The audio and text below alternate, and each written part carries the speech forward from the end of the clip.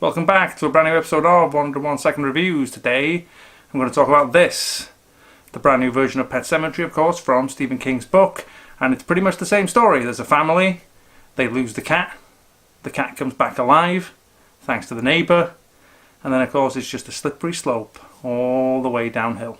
Alright, okay, back in a second. Okay, right, so being honest here, I am not a fan of the original Pet Sematary, the movie from 1989.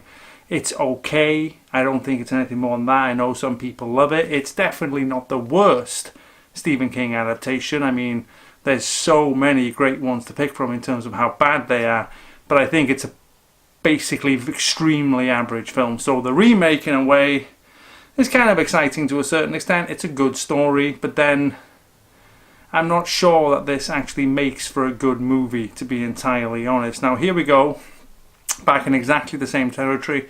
The film is pretty much the same. There's a few things they've changed up. It's not the boy this time, it's the girl. You can understand why, because that presents you with more kind of modern horror tropism in a way, sort of thing, in terms of how she moves because she's older and so forth. And the ending is slightly different, something I actually did not like, to be quite honest, because it's one of those classic 80s endings that is basically leading you straight into the road of a sequel, depending of course on how this one does. The truth is, this film wouldn't exist apart from the It movie having gone over so big. They're looking around for King movies to adapt.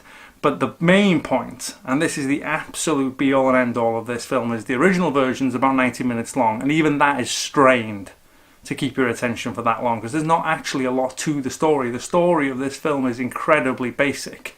For some reason, this runs for 2 hours, and I understand they get the mother's backstory in this time, but it just feels like watching paint dry over and over and over again, and in the end, even though with the new ending, you're just like, thank God it's over. Exhausting film. Okay, thanks for watching. I'll be back again soon.